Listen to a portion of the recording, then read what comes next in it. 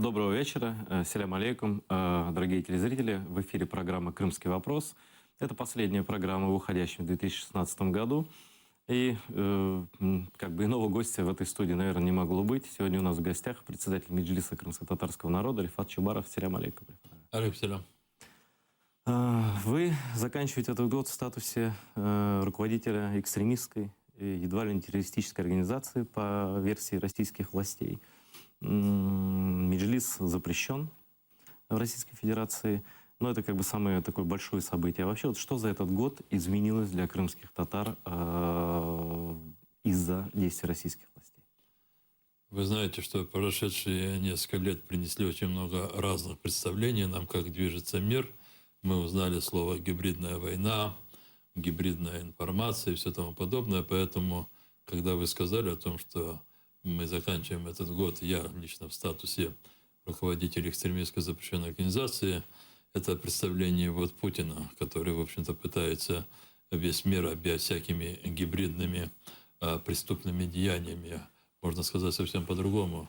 Мы заканчиваем этот мир, я имею в виду Меджлис крымского народа, своих коллег, несломленными, организацией, которая вписана в многие резолюции Европарламента, Организация Объединенных Наций. Генеральная Ассамблея приняла резолюцию, где отчетливо указывается России как стране-оккупанту отменить свое решение по поводу запрета деятельности Меджлиса. И таким образом мы можем говорить о том, что 2017 год, он был годом, в котором, несмотря на вот всю турбулентность в мире, и особенно последние месяцы в Сирии, бомбардировки ковровые российской авиации, убийства одновременно тысяч людей, крымско-татарская проблема, положение крымских татар, Крым, оккупированный Россией, он также оставался в первых рядах международной повестки, там, куда мы его подняли в 2015 году, в сентябре, начав акцию гражданская блокада Крыма. Этот 2016 год, уходящий, он ознаменуется попыткой решения ряда сотрясающих мир проблем. При этом все осознают, что начало этим проблемам было положено оккупацией Крыма Россией. Это ваше ощущение, связанное с общением с иностранными политиками, журналистами? То есть это они так говорят, да? Это да, мое ощущение, но оно опирается или вытекает из реальных дел. По крайней мере, я могу назвать несколько действий конкретных. В феврале Европарламент рассмотрел. 4 февраля. 4 февраля, 12 мая. Потом Тбилиси парламентская ассамблея ОБСЕ, я сам участвовал в работе этой ассамблеи, она принимает жесточайшую резолюцию «Тбилисская декларация», в которой указывает Россия на ее место. И потом Третий комитет ООН, Генеральная ассамблея ООН.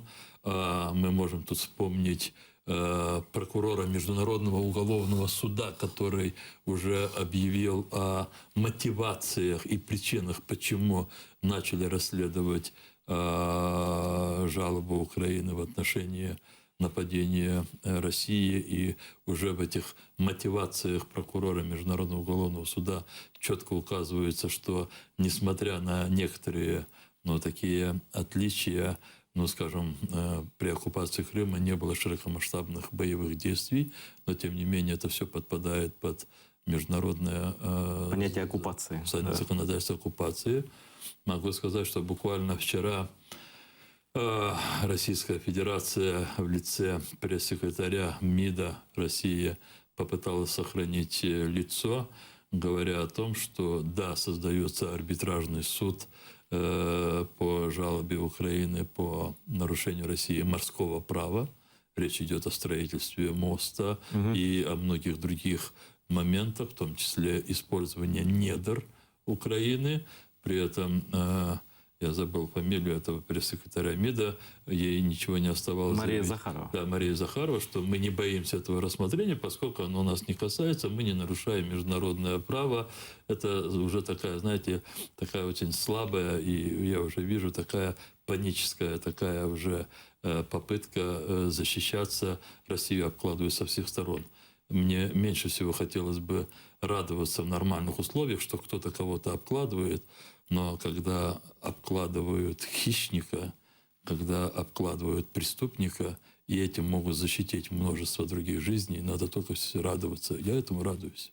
Но вообще, действительно, этот год можно смело назвать годом большого дипломатического международного прорыва. И для Меджлиса в том числе, и для украинской дипломатии, хотя бы по тем фактическим делам, о которых вы рассказали. То есть фактически международная база определений, кто такая Россия в Крыму, так, она уже четко говорит, и обратного пути нет. Россия оккупант, и исходя из этого должно действовать уже мировое сообщество в будущем. Я бы здесь нас бы предостерег, скажем так, от какой-то просто эйфории. Вы абсолютно правы. И все то, что сейчас осуществляется, оно все идет в рамках международного права, не так быстро и не таких, может быть, кардинально жестких действий, как нам бы с вами хотелось. Но мы убедились в последние несколько лет о том, что иногда международное право может быть отброшено в результате каких-либо политических, принимаемых решений или действий. Вот сейчас Россия очень надеется на то, что и опять могут в мире создаться ситуации, которые, скажем, позволят ей и дальше пренебрегать международным правом. Россия не просто надеется, она, в общем-то, прикладывает очень много усилий для того, чтобы создавать такие ситуации, но в некоторых случаях от нее это мало зависит, как, допустим, выборы президента в Соединенных Штатах, но Россия пытается максимально использовать разность подходов политических сил Запада, включая и Соединенные Штаты, если под Западом понимать, в глобальном таком представлении, и она хочет использовать эту разность политических подходов, и она надеется на то, что ей удастся вывернуться. Я бы сказал, что сейчас мир стоит на таком этапе просто такого очень принципиального выбора. И, может быть, я пытаюсь избежать быть какой патетики, но мир, в общем-то, сейчас выбирает свое поведение, от которого будет зависеть дальнейшее его существование или гибель. Ну, это как Ахтем Чийгоз, ваш заместитель, который находится сейчас в тюрьме в Симферополе. Он же в своем обращении к украинцам как раз сказал, что... к международным организациям. Он сказал, что сейчас стоит выбор между, грубо говоря, деньгами, выгодой и принципами. Мы выбрали принципами. А что выберете? Мы свой выбор сделали, теперь выбор за вами. И я очень признателен, наш МЗС использовал эти слова с высокой трибуны и Генеральной Ассамблеи ООН, ссылаясь на Ахтема Чийгоза. И это действительно так. Я думаю, что Ахтем просто, в отличие от многих из нас, он это чувствует еще просто острее, потому что он уже 2 года, буквально через месяц будет, как он лишен свободы. И он 2 года находится в неволе, и на него осуществляется жесточайший моральный прессинг, чтобы он изменил своим принципам. И я просто признателен то, что в число многих тех действий, которые мы осуществляем, чтобы поддержать Ахтема, вот на этой неделе еще добавилось другое действие и встреча с уполномоченным по правам человека госпожей Лутковской. Да, она поехала в Крым. Я расскажу вкратце телезрителям. Она поехала в Крым впервые за это время. Одновременно в Крым поехала российская омбудсмен Москалькова. Такие были условия, что она сюда, они одновременно заезжают в Крым. Но тем не менее, как бы там ни было, Лутковской Валерии удалось туда попасть, и удалось пообщаться с Ахтемом Чийгозом, с Али Асановым, с Мустафой Дегрменджи, с подсудимыми, в кавычках, на самом деле политзаключенными по делу 26 февраля, тот самый митинг, на котором вы были, на котором был Ахтем Ага и так далее, и так далее. И ребята эти были. Вам что известно об этой встрече, о реакции Лутковской, о том, о чем удалось договориться? хотя бы, ну, в гуманитарном плане чем-то помочь. На этой встрече, которая состоялась госпожи Лутковской с Ахтемом Чийгозом, естественно, присутствовала Москалькова, уполномоченный Российской Федерации по правам человека, бывший генерал МВД. Но, и это очень хорошо, присутствовали супруга Ахтема Эльмира, она одновременно является его общественным защитником, и адвокат Полозов, Николай Полозов.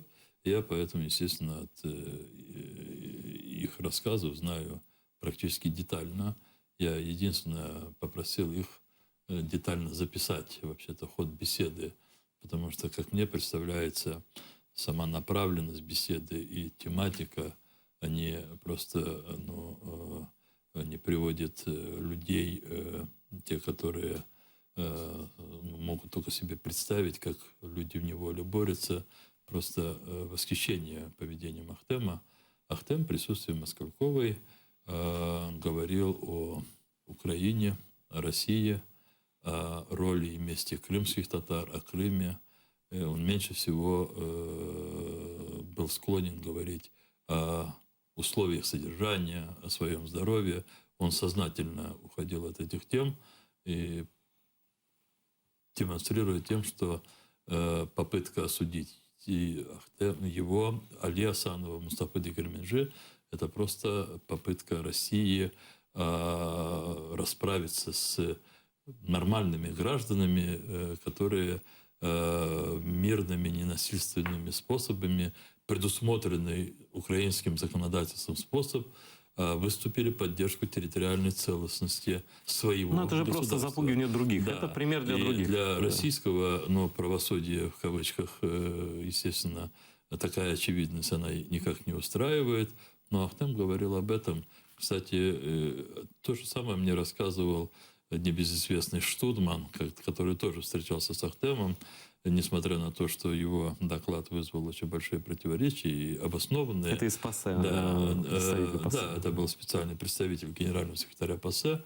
Это было еще летом этого года, ранним летом.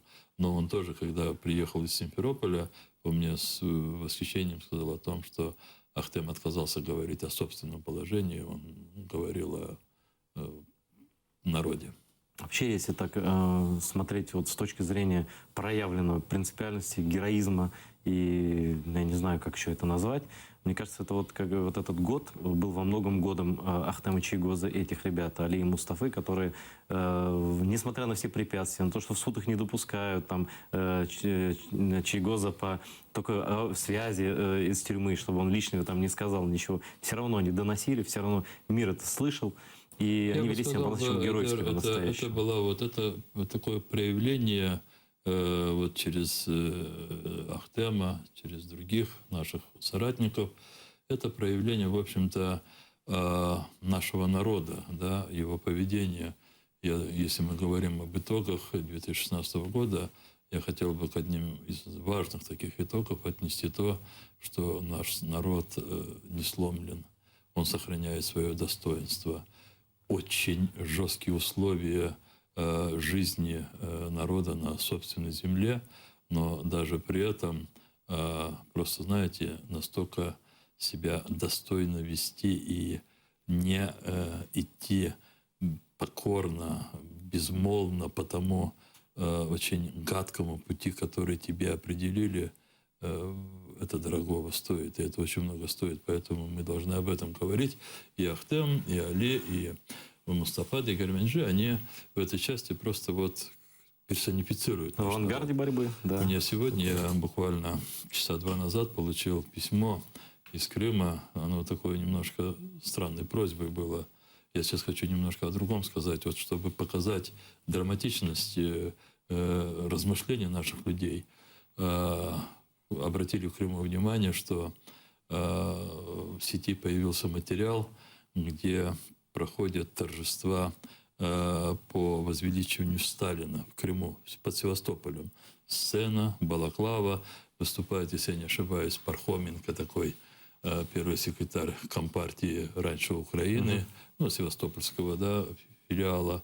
И теперь уже Россия, ну, перебежчики, как и многие другие.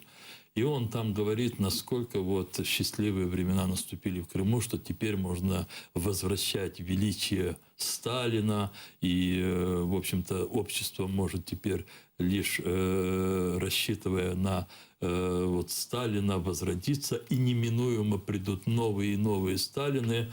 И это человек, который мне об этом пишет, говорит: я вас очень прошу, не могли бы вы поговорить с Ремзи Ильясовым и с другими? Они же занимают некие посты здесь. Может быть, у них все-таки они вспомнят, что их родителей выселял Сталин, что вся трагедия Крыма, военная, послевоенная, десятилетия, и все геноцид крымских татар, он неотделим от Сталина.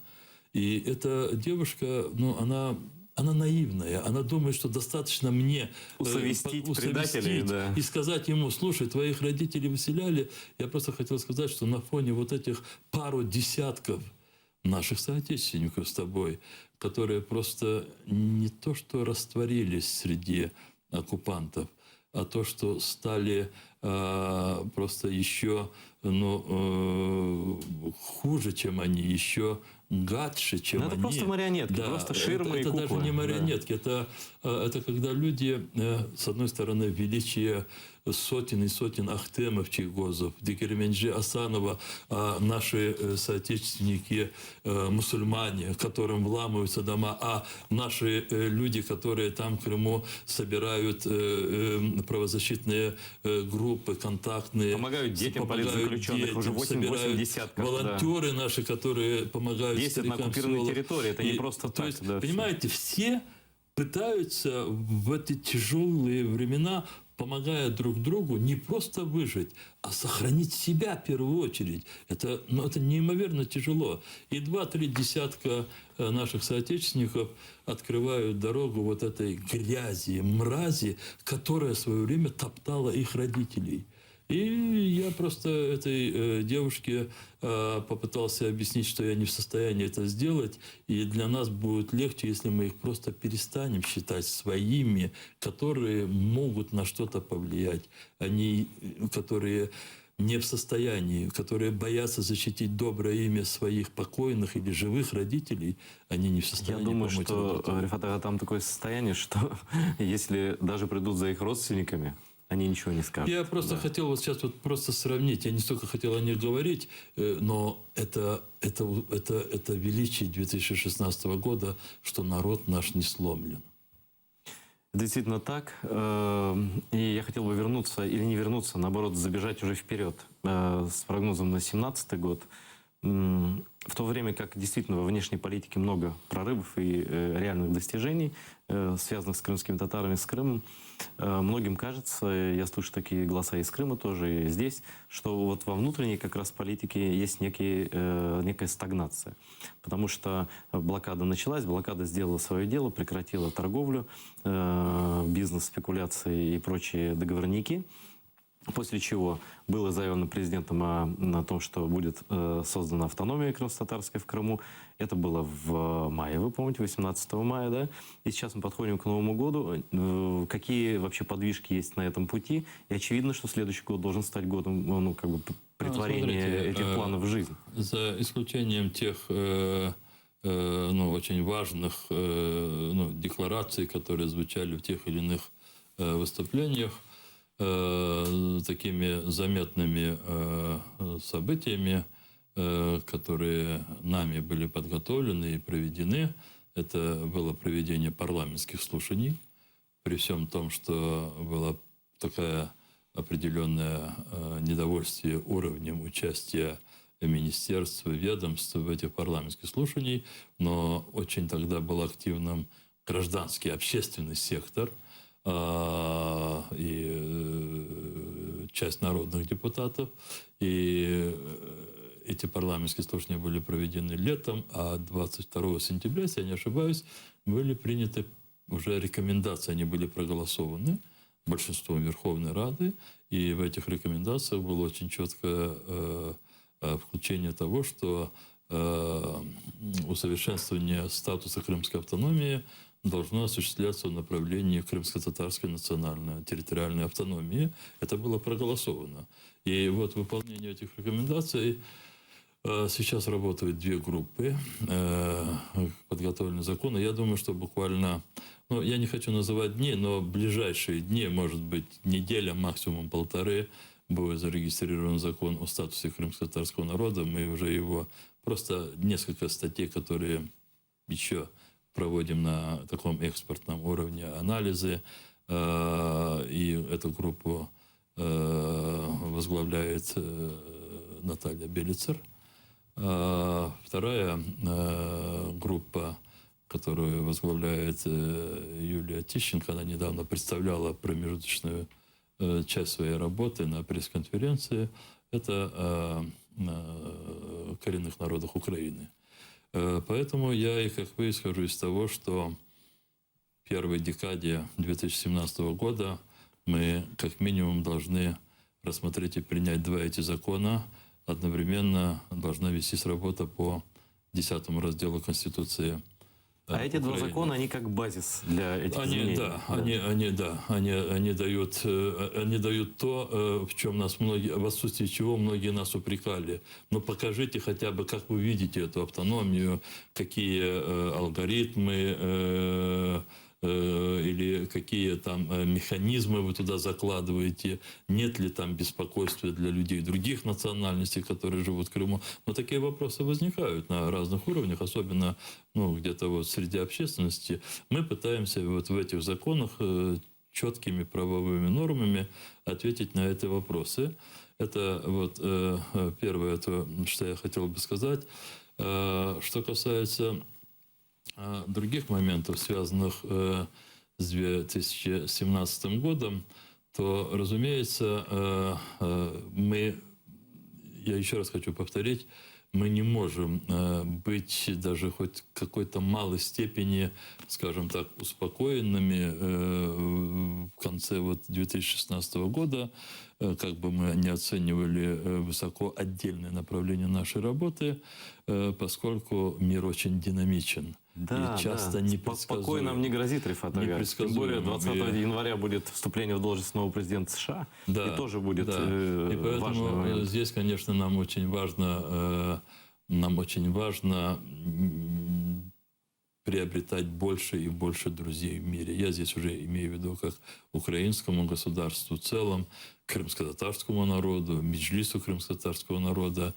Вы уже тоже, как журналист, достаточно глубоко окунулись и в другие явления, да, которые буквально сопровождают вашу профессию. И вы знаете, что международные отношения одни из самых сложно выстраиваемых, одна из самых сложно выстраиваемых сфер, и одна из очень таких иногда может быть коварных. Но самое главное, чтобы мы, как государство Украина, мы всегда исходили из принципов международного права, поскольку в нашей ситуации мы сможем победить Россию и заставить ее уйти с наших территорий, исключительно опираясь на право и принципы справедливости. Но других инструментов, собственно, и нет. Потому что российская пропагандистская машина, она очень богата. Она очень разветвленная. И кроме того, есть прямые инструменты подкупа и работы, скажем так, в кавычках, работы с политиками иностранными. Здесь я хотел бы еще сказать о том, что в некоторых моментах мы не должны, может быть, как бы сказать дипломатичнее, мы должны находить новые формы атаки, возможно, в определенных случаях не очень разделяемые нашим окружением, так как было с гражданской блокадой Крыма. Хочу сказать о том, что особенно тем пессимистам, а в части даже нашим оппонентам, мы настолько удорожили для России содержание Крыма, что сами об этом просто не могли представить, не предполагали. И все эти такие, знаешь, реляции Путина с его такими стремительными наскоками, въездами в Крым, эти на публику демонстрации по запуску одного энергомоста, второго, третьего. Вчера запуск газотрубопроводной сети.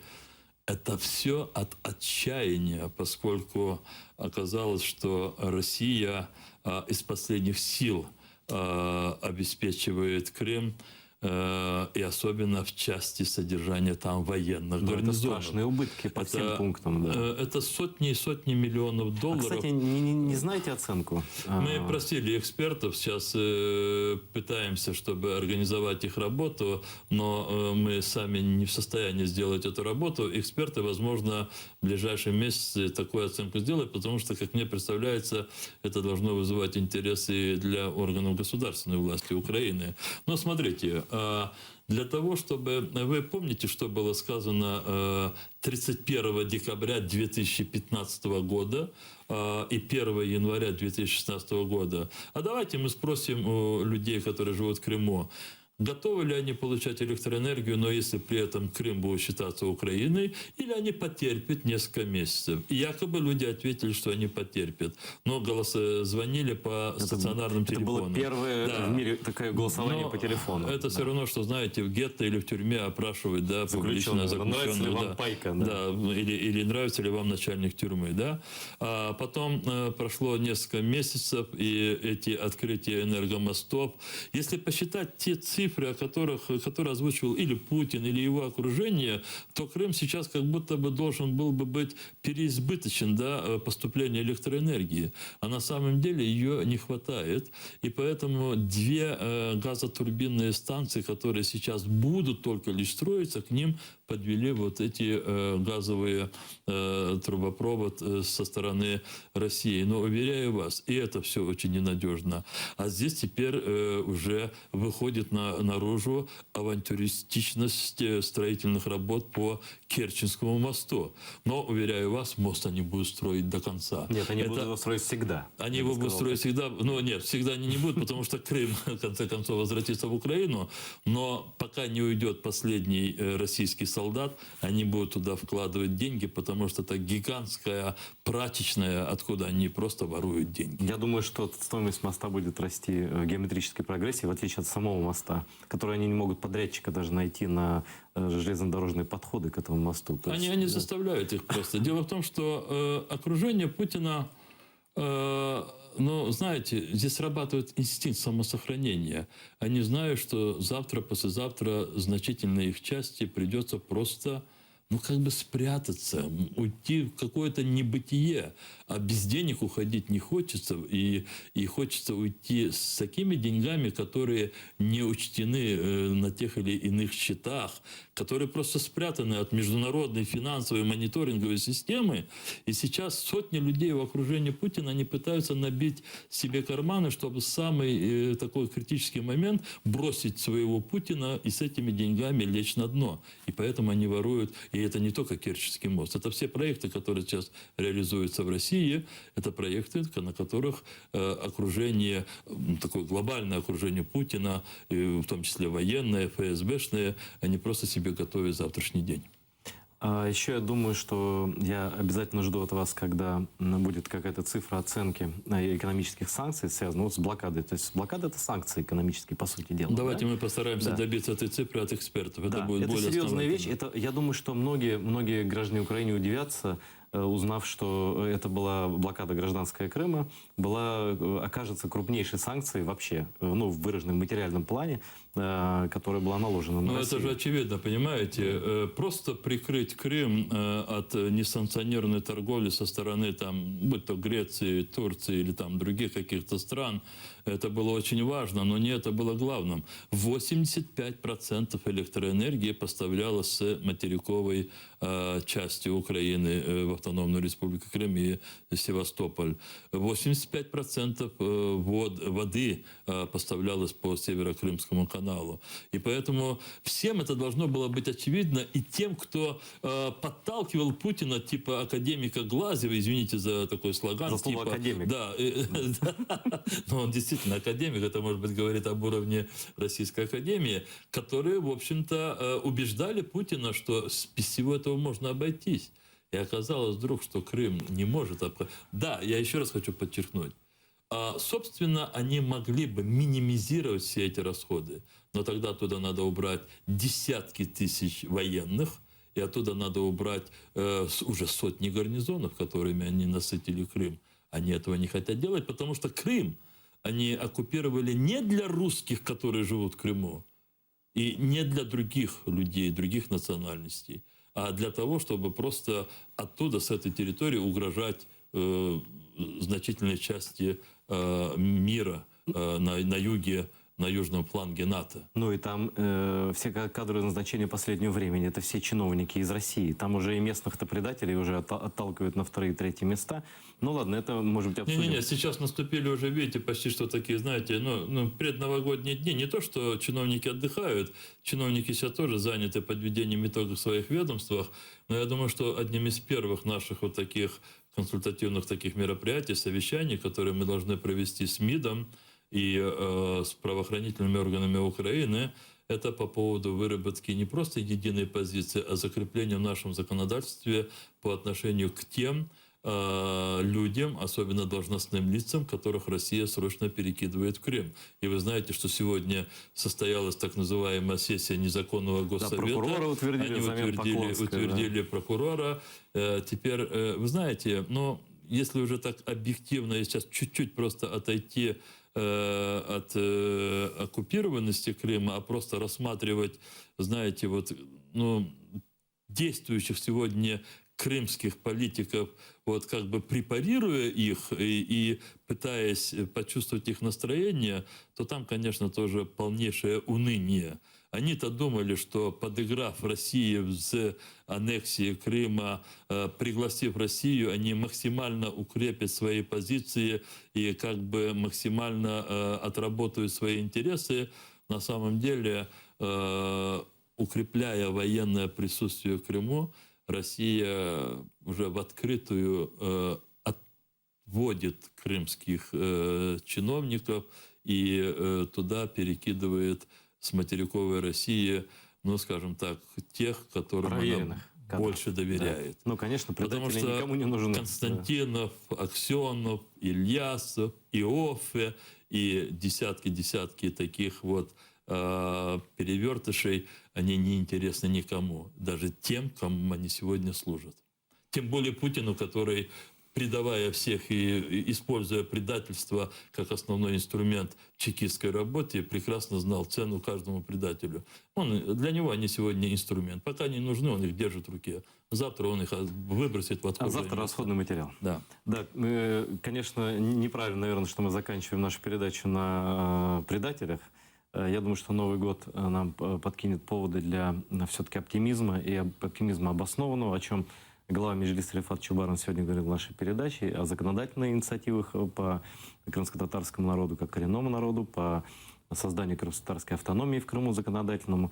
Я думаю, что всем будем на это надеяться, и все патриоты Украины будут нас в этом поддерживать. Спасибо вам, Рифат ага, за то, что пришли. До встречи в Новом году.